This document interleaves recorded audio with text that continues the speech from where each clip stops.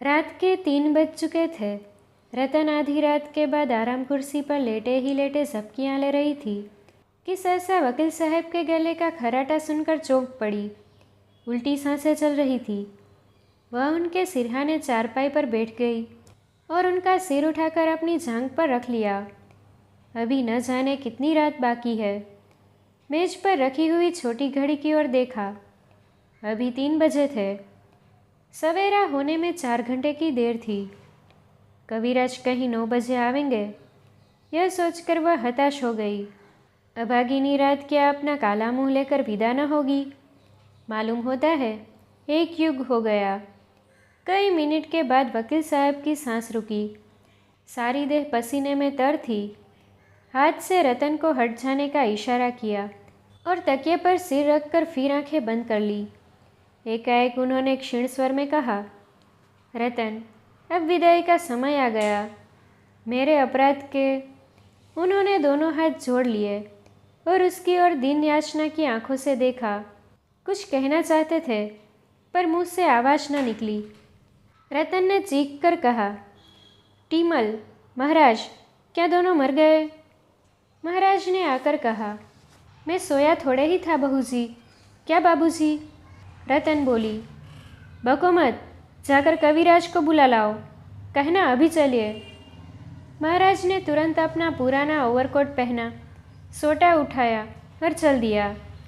रतन उठकर स्टोव जलाने लगी कि शायद सेक से कुछ फायदा हो।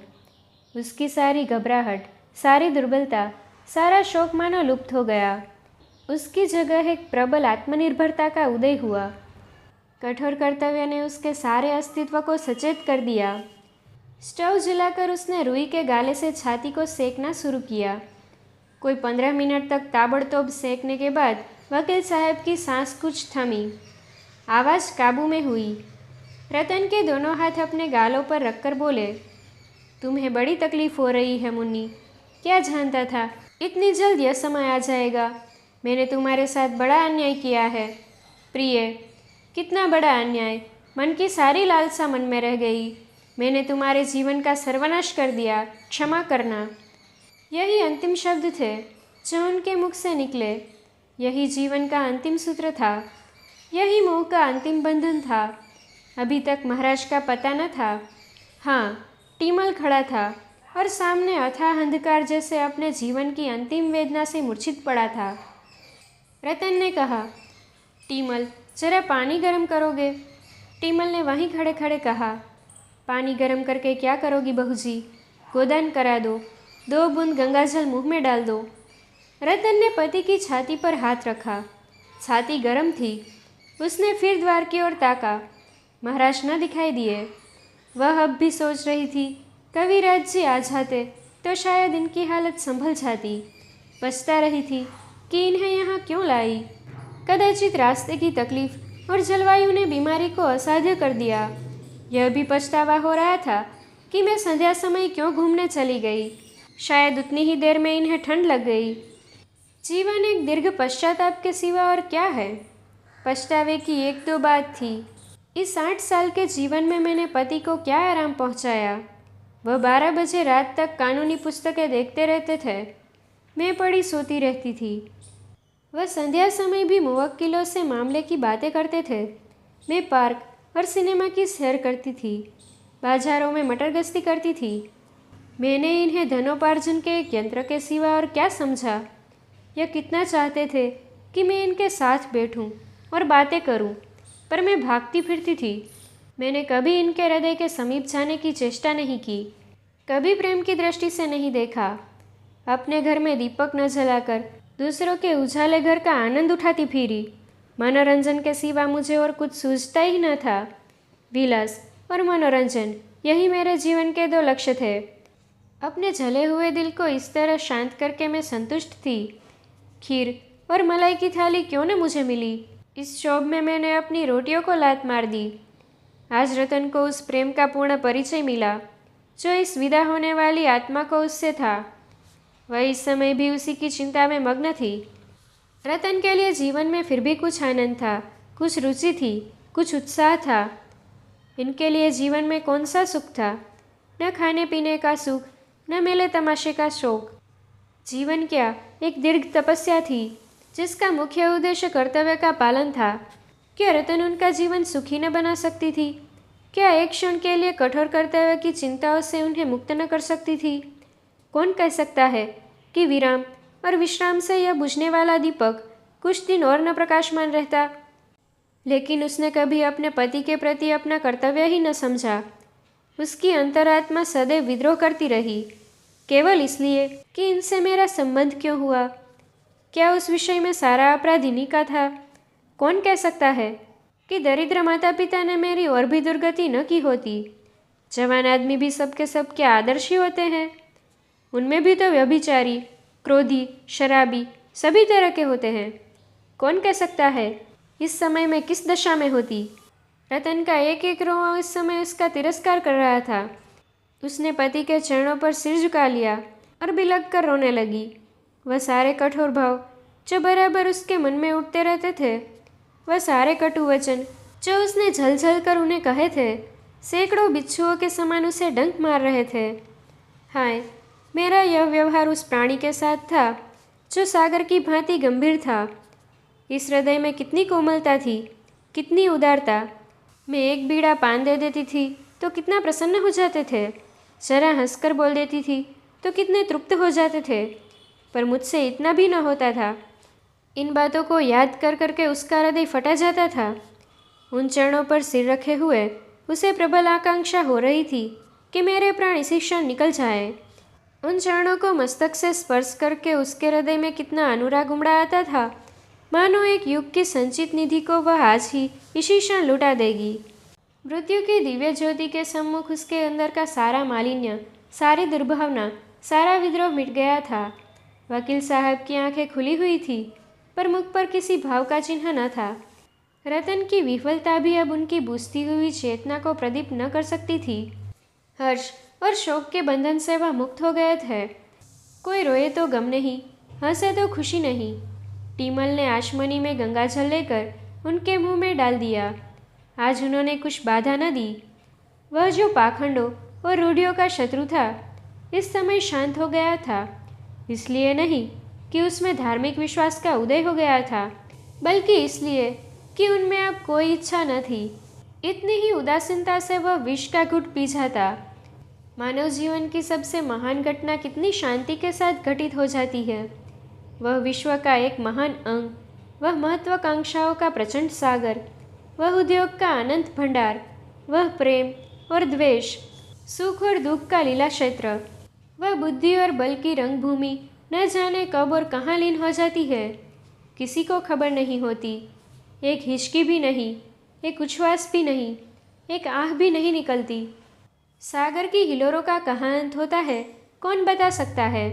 ध्वनि कहाँ वायुमग्न हो जाती है, कौन जानता है। मानवीय जीवन उस हिलोर के सिवा, उस ध्वनि के सिवा और क्या है।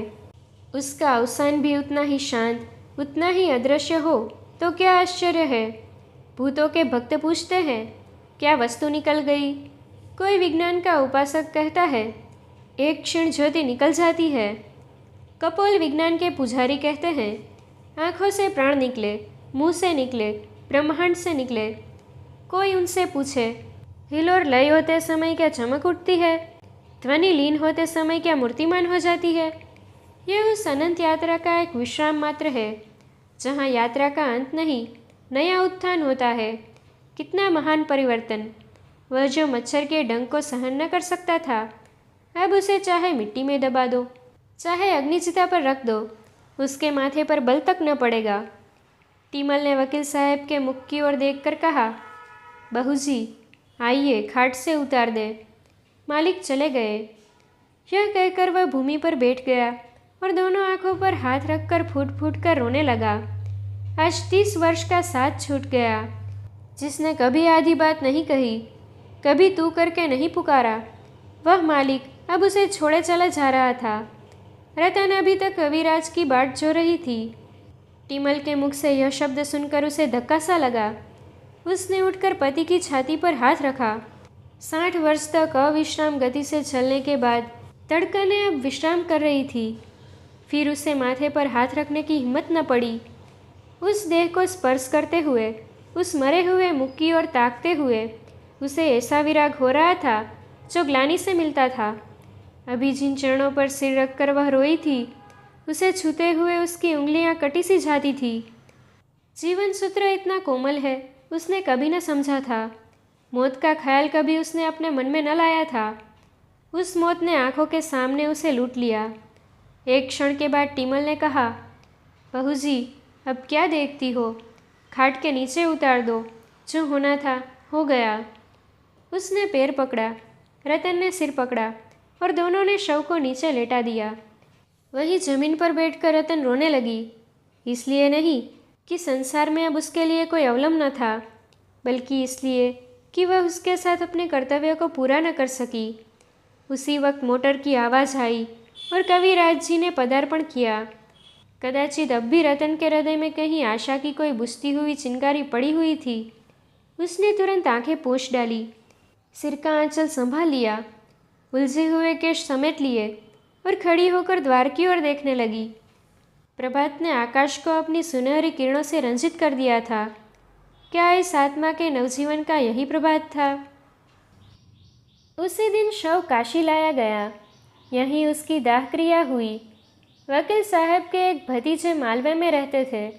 उन्हें तार देकर बुला लिया गया। दाह क्रिया उन्होंने की। रतन को चिता के दृश्य की कल्पना ही से रोमांच होता था। वहाँ पहुंचकर शायद वह बेहोश हो जाती। चालपा आजकल प्रायः सारा दिन उसी के साथ रहती। शोकातुर रतन को न घर बार की सुधी थी, न खाने पीने की। नित्य ही कोई न कोई ऐसी बात याद आ जाती जिस पर वह घंटों रोती। पति के साथ उसका जो धर्म था, उसके एक अंश का भी पालन उसने किया होता तो उसे बोध होता।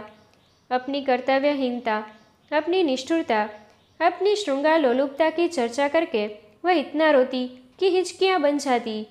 वकील साहब के सद्गुणों की चर्चा करके ही वह अपनी आत्मा को शांति देती थी। जब तक जीवन के द्वार पर एक रक्षक बैठा हुआ था, उसे कुत्तों या बिल्ली या चोर चकार की चिंता न थी। लेकिन अब द्वार पर कोई रक्षक न था, इसलिए वह सजग रहती थी, पति का गुणगान किया करती। जीवन का निर्वाह कैसे होगा? नौकरों चाकरों में किन किन को जवाब देना होगा? घर का कौन कौन सा खर्च कम करना होगा? इन प्रश्नों के विषय में दोनों में कोई बात न होती। मानो यह चिंता मृत आत्मा के प्रति अभक्ति होगी। भोजन करना, साफ वस्त्र पहनना और मन को कुछ पढ़कर बहलाना भी उसे अनुचित जान पड़ता था। श्राद्ध के दिन उसने अपने सारे वस्त्र और आभूषण महापात्र को दान कर दिए। इन्हें लेकर अब वह क्या करेगी? इनका व्यवहार करके क्या वह अपने जीवन को कलंकित करेगी? इसके विरुद्ध पति की छोटी से छोटी वस्तु को भी स्मृति चिन्ह समझकर वह देखती भालती रहती थी। उसका स्वभाव इतना कोमल हो गया था कि कितनी ही बड़ी हानि हो जाए उसे क्रोध न आता था। टीमल के हाथ से चाय का सेट छूटकर गिर पड़ा, पर रतन के माथे पर बल तक न आया। पहले एक दवा टूट जाने पर इसी टीमल को उसने बुरी डांट बताई थी, निकाला देती थी, पर आज उससे कई गुने नुकसान पर उसने जबान तक न खोली। कठोर भाव उसके हृदय में आते हुए मानो डरते थे कि कहीं आघात न पहुँचे, या शायद पति शोक और पति गुणगान के सिवा और किसी भाव का विचार को मन में लाना वह पाप समझती थी। वकील साहब के भतीजे का नाम था मणिभूषण। बड़ा ही मिलनसार, हंसमुख, कार्यकुशल। इसी एक महीने में उसने अपने सैकड़ों मित्र बना लिए। शहर में जिन जिन वकीलों और रईसों से वकील साहब का परिचय था, उन सब से उसने ऐसा मेलजोल बढ़ाया, ऐसी बेतकल्लुफी पैदा की कि रतन को खबर नहीं और उसने बैंक का लेन देन अपने नाम से शुरू कर दिया। इलाहाबाद बैंक में वकील साहब के 20,000 रुपये जमा थे। उस पर तो उसने कब्जा कर ही लिया। मकानों के किराए भी वसूल करने लगा। गांवों की तहसील भी खुद ही शुरू कर दी, मानो रतन से कोई मतलब नहीं है। एक दिन टीमल ने आकर रतन से कहा, बहू जी, जाने वाला तो चला गया, अब घर द्वार की भी कुछ खबर लीजिए। मैंने सुना भैया जी ने बैंक का सब रुपया अपने नाम करा लिया। रतन ने उसकी ओर ऐसी कठोर कुपित नजरों से देखा कि उसे फिर कुछ कहने की हिम्मत न पड़ी। उसी दिन शाम को मणिभूषण ने टीमल को निकाल दिया। चोरी का इल्जाम लगाकर निकाला, जिससे रतन कुछ कह भी न सके। अब केवल महाराज रह गए। उन्हें मणिभूषण ने भंग पिला पिला कर ऐसा मिलाया कि वह उन्हीं का दम भरने लगे। मेहरी से कहते, बाबूजी का बड़ा रईसाना मिजाज है, कोई सौदा लाओ, कभी नहीं पूछते कितने का लाए। बड़ों के घर में बड़े ही होते हैं। बहू जी बाल की खाल निकाला करती थी, यह बेचारे कुछ नहीं बोलते। मेहरी का मुँह पहले से ही सी दिया गया था। उसके अधेड़ यौवन ने नए मालिक की रसिकता को चंचल कर दिया था। वह एक न एक बहाने से बाहर की बैठक में ही मंडलाया करती। रतन को जरा भी खबर न थी किस तरह उसके लिए व्यूह रचा जा रहा था। एक दिन मणिभूषण ने रतन से कहा, काकी जी, अब तो मुझे यहाँ रहना व्यर्थ मालूम होता है। मैं सोचता हूँ अब आपको लेकर घर चला जाऊँ। वहाँ आपकी बहू आपकी सेवा करेगी, बाल बच्चों में आपका जी बहल जाएगा और खर्च भी कम हो जाएगा। आप कहे तो यह बंगला बेच दिया जाए, अच्छे दाम मिल जाएंगे। रतन इस तरह चौंकी मानो उसकी मूर्छा भंग हो गई हो, मानो किसी ने उसे झंझोड़ कर जगा दिया हो। सकपकाई हुई आंखों से उसकी ओर देखकर बोली, क्या मुझसे कुछ कह रहे हो? मणिभूषण, जी हाँ, कह रहा था कि अब हम लोगों का यहाँ रहना व्यर्थ है, आपको लेकर चला जाऊँ तो कैसा हो? रतन ने उदासीनता से कहा, हाँ, अच्छा तो होगा। मणिभूषण, काका जी ने कोई वसीयतनामा लिखा हो तो लाइए देखूं। उनकी इच्छाओं के आगे सिर झुकाना हमारा धर्म है। रतन ने उसी भांति आकाश पर बैठे हुए, जैसे संसार की बातों से अब उसे कोई सरोकार ही न रहा हो, जवाब दिया, वसीयत तो नहीं लिखी, और क्या जरूरत थी? मणिभूषण ने फिर पूछा, शायद कहीं लिख कर रख गए हो? रतन, मुझे तो कुछ मालूम नहीं, कभी जिक्र नहीं किया। मणिभूषण ने मन में प्रसन्न होकर कहा, मेरी इच्छा है कि उनकी कोई यादगार बनवा दी जाए। रतन ने उत्सुकता से कहा, हाँ हाँ, मैं भी चाहती हूँ। मणिभूषण, गांव की आमदनी कोई 3000 साल की है, यह आपको मालूम है। इतना ही उनका वार्षिक धन होता था। मैंने उनके हिसाब की किताब देखी है, 200-250 से किसी महीने में कम नहीं है। मेरी सलाह है कि वह सब ज्यों का त्यों बना रहे। रतन ने प्रसन्न होकर कहा, हाँ और क्या? मणिभूषण, तो गांव की आमदनी तो धर्मार्थ पर अर्पण कर दी जाए। मकानों का किराया कोई 200 रुपये महीना है, इससे उनके नाम पर एक छोटी सी संस्कृत पाठशाला खोल दी जाए। रतन, बहुत अच्छा होगा। मणिभूषण, और यह बंगला बेच दिया जाए, इस रुपये को बैंक में रख दिया जाए।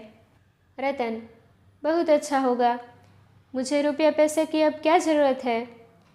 मणिभूषण, आपकी सेवा के लिए तो हम सब हाजिर हैं। मोटर भी अलग कर दी जाए, अभी से यह फिक्र की जाएगी, तब जाकर कहीं 2-3 महीने में फुर्सत मिलेगी। रतन ने लापरवाही से कहा, अभी जल्दी क्या है, कुछ रुपये बैंक में तो है। मणिभूषण, बैंक में कुछ रुपये थे, मगर महीने भर से खर्च भी तो हो रहे हैं। 1500 पड़े होंगे। यहाँ तो रुपये जैसे हवा में उड़ जाते हैं। मुझसे तो इस शहर में 1 महीना भी न रहा जाए। मोटर को तो जल्द ही निकाल देना चाहिए। रतन ने इसके जवाब में भी यही कह दिया, अच्छा तो होगा। वह उस मानसिक दुर्बलता की दशा में थी जब मनुष्य को छोटे छोटे काम भी असहज मालूम होने लगते हैं। मणिभूषण की कार्यकुशलता ने एक प्रकार से उसे पराभूत कर दिया था। इस समय जो उसके साथ थोड़ी सी भी सहानुभूति दिखा देता, उसी को वह अपना शुभचिंतक समझने लगती। शोक और मनस्ताप ने उसके मन को इतना कोमल और नरम बना दिया था कि उस पर किसी की भी छाप पड़ सकती थी। उसकी सारी मलिनता और भिन्नता मानो भस्म हो गई थी। वह सभी को अपना समझती थी। उसे किसी पर संदेह न था, किसी से शंका न थी। कदाचित उसके सामने कोई चोर भी उनकी संपत्ति का अपहरण करता तो वह शोर न मचाती।